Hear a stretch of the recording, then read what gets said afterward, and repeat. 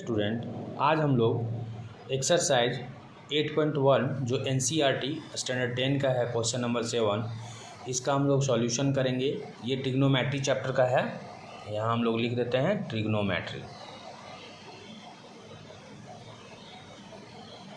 Dear student, देखिए इसमें question जो किया गया है कि cot theta equal to 7/8 evaluate 1 plus sine theta under bracket into under bracket 1 minus sine theta upon 1 plus cos theta under bracket into under bracket 1 minus cos theta. तो इसका हम लोग को वैल्यू फाइंड आउट करना है, जबकि सिर्फ दिया है कॉट थीटा।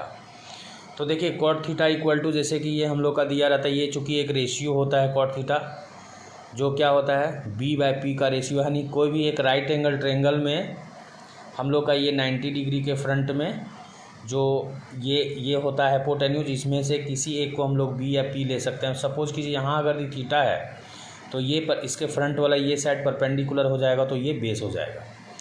तो फिलहाल हमको चूँकि उतना ज़्यादा इसमें कुछ करना नहीं है, थीटा का वैल्यू दिया हुआ है, थीटा के कॉट थीटा अगर ये थीटा लेते हैं तो बाकी सारे को भी इसी एंगल से ही सारा मेजर करेंगे, p और b और h को। तो इसी हिसाब से हम लोग लेते हैं। अब देखिए कॉट थीटा इक्वल टू, जैसे यहाँ दिया है ना b/p, तो यहाँ पर जैसे हम लोग ये 7/8 यहाँ लिख देंगे। इसका मीनिंग ये हुआ कि जो p का वैल्यू है वो 8 है और b का जो वैल्यू है वो 7 है। तो हम लोग को क्या करना है, h का वैल्यू यहाँ निकालना है। देखिए पाइथागोरस थ्योरम से क्या होता है कि h इक्वल टू यानी square of hypotenuse is equal to sum of square of two other side. That means अगर सिर्फ h लिखेंगे तो इस पर रूट चढ़ जाएगा, यानी ये हो जाएगा p² प्लस b²।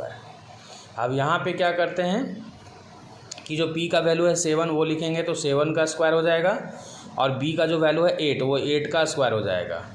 फिर हम लोग यहाँ पे लिखेंगे 7 का स्क्वायर 49 होता है, वो लिख देंगे, और 8 का स्क्वायर क्या होता है 64, तो वो हम लोग लिख देंगे। फिर यहाँ पर देखिए 9 4 13 हो गया, कैरी 1, और 6 4 10 और ऑन 1 11, यानी टोटल 113 आएगा। फिर से एक बार रीचेक कर लेते हैं। 9 4 13 कैरी 1, 6 4 10 1 11, यानी 113 हो गया। अब देखिए करना क्या है कि यहाँ पर ना ये जैसे h का भी वैल्यू निकल गया, अब इसको उठाना है। नाउ जैसे अब देखिए यहाँ पे ना 1 प्लस साइन थीटा था, तो इसको फिर से एक बार रिपीट करके लिखेंगे, और फिर 1 under bracket 1 minus sine theta, फिर अपॉन में है under bracket 1 plus cos theta, और फिर है under bracket 1 minus cos theta.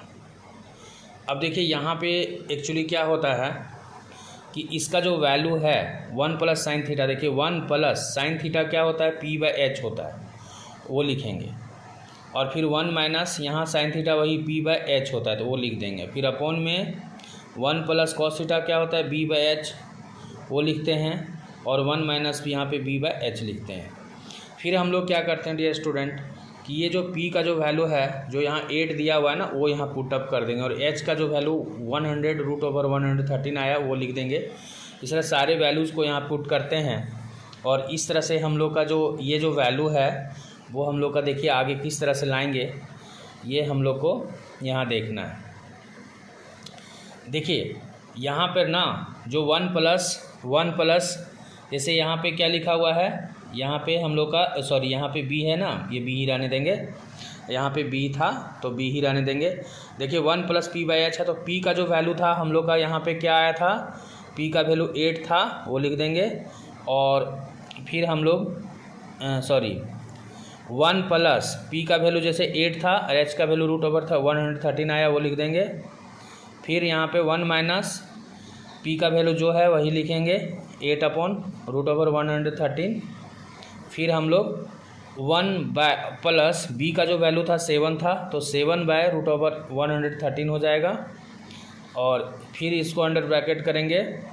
1 minus जो b का जो वैल्यू था 7/√113 कर देंगे। तो इस तरह से यहाँ पे इसको लिख देंगे। अब देखिए यहाँ पे क्या करना है, 113 दोनों में है, तो 113 को यहाँ पे हम लोग एलसीएम अगर लेते हैं तो ये हो जाएगा √113 प्लस 8।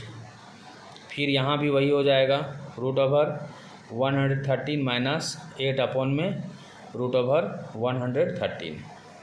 फिर नीचे भी वही होगा √113, ठीक है ना। यहाँ पर हो जाएगा √113 + 7, फिर हो जाएगा इसमें भी, यहाँ भी वही होगा √113, यहाँ √113 - 7 हो जाएगा। अब तो देखिए ये सारा कट जाएगा। अब ऊपर में क्या है ना कि ऊपर के अगर देखें हम लोग का, तो यहाँ पर क्या हो रहा है कि यहाँ a + b और a - b को उसके हिसाब से अगर करते हैं तो a + b और a - b का जो फार्मूला है वो हम लोग का होता है a², यानी यहाँ एक बार फ्रेश करके लिख देते हैं इसको, a² हो जाएगा और -b², और नीचे में भी a + b a - b आ रहा है, यानी यहाँ पर √113² हो जाएगा -7²। तो फाइनली देखिए √113 का स्क्वायर क्या होता है, 113 ही होगा -64, और नीचे में इसका वैल्यू भी 113 - 49। तो देखिए इसको घटा दीजिए, 13 में 4 गया कितना बचेगा, 7 चलेगा, 13 में 7 4 जाएगा तो हम लोग का 9 4 13 यानी 9 बचेगा, 9 होगा। यहाँ पे 10 में 6 गया तो 4, और यहाँ पे क्या होगा देखिए 13 में 9 गया तो फिर 4 हो जाएगा, और यहाँ पर 10 में 4 गया तो 6 हो जाएगा, यानी 49/64 इसका जो है ये हम लोग का आंसर आएगा। आई होप कि स्टूडेंट ये समझ में आया होगा, और इसी तरह का नेक्स्ट क्वेश्चन हम लोग फिर से रिपीट करके बनाएंगे और भी नए क्वेश्चन को लेकर के आएंगे नेक्स्ट वीडियो में। Thank you for watching.